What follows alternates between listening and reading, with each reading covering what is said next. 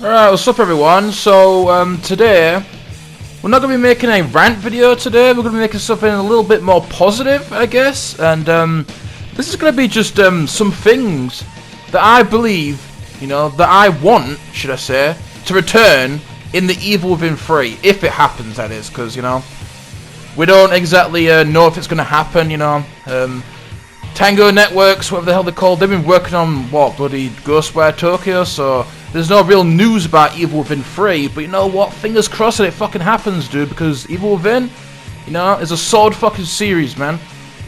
Evil Within 2 was a pretty damn good sequel, but there was a few complaints I had about it, that game, dude. Mainly things that, were missing from that game, and, other little things as well, which are going to be, some of the things I discussed today, that I talk about today. So I think for starters, something that needs to return in the Evil Within is the shock bolt, dude. Why did they get rid of the shock bolt? Instead, like, they had this shitty fucking smoke bolt, which was essentially the replacement for the shock bolt, and it was just a shittier version, a watered down version. Like, what the hell are they thinking with that, dude? Like, come on, dude. I hate when they do that, They just cut something and replace it with something that's just inferior. Like, don't do that. That's just bad game design, bro. The shock bolt was fucking great. All the bolts were fucking great, They all were unique and useful in their own way.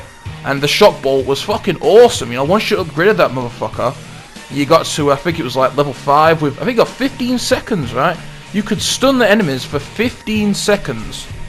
And it was absolutely great, dude. Solid fucking bolt. But then in fucking Evil Within 2, the shitty smoke bolt, man. I can't remember exactly how good it was, but I know for sure it wasn't that fucking great, I think the unupgraded version would barely even get you like 1 kill or some shit. I don't think you could actually get 1 kill with it.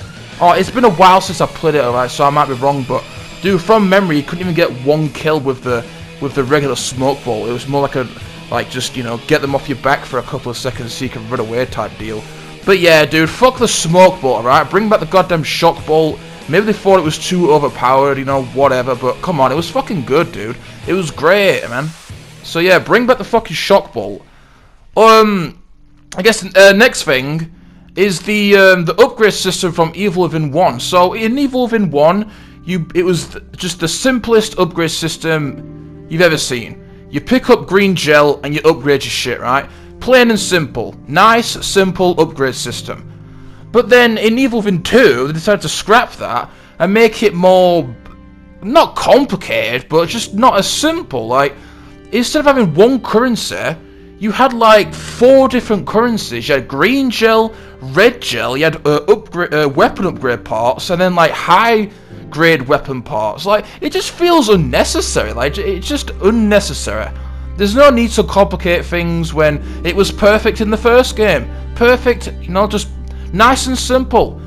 No reason for it to be overly complicated. I mean, it's not complicated, like I said, but there was nothing wrong with it in the first game.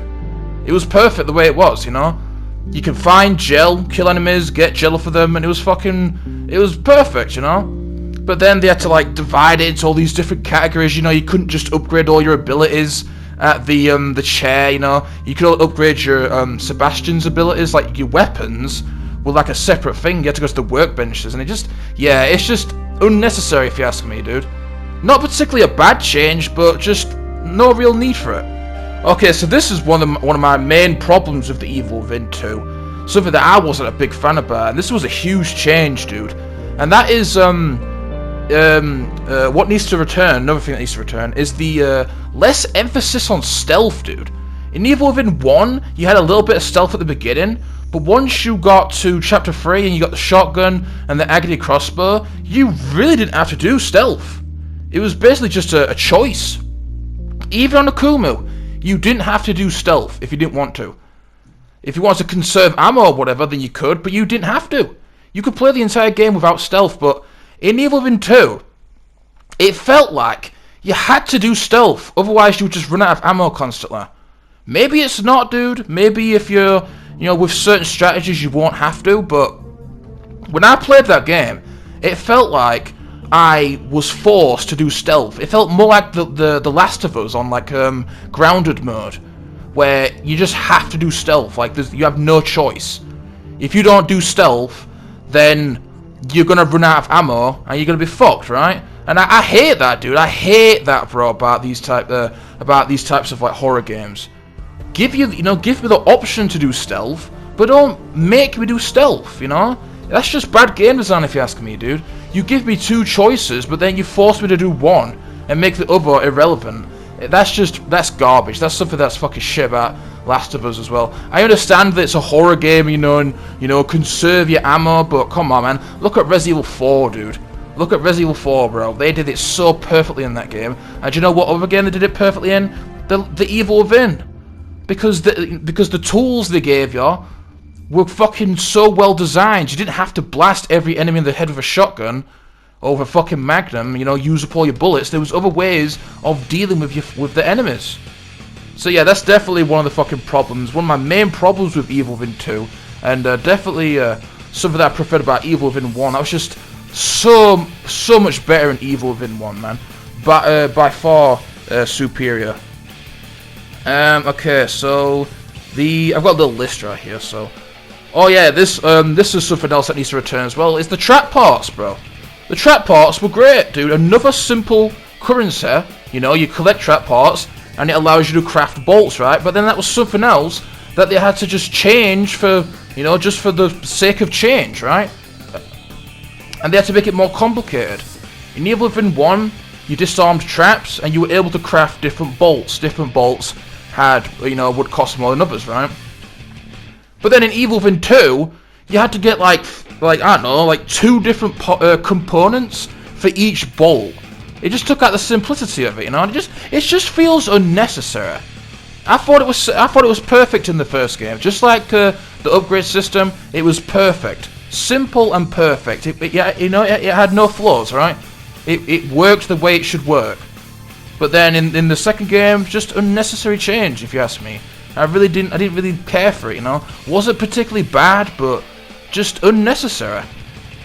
And then lastly, the number one thing that needs to return in the Evil Within 3 is by far the fucking match mechanic, dude. Bro, seriously, I can't tell you how fucking pissed I was when I found out that they took the match mechanic at the fucking second game.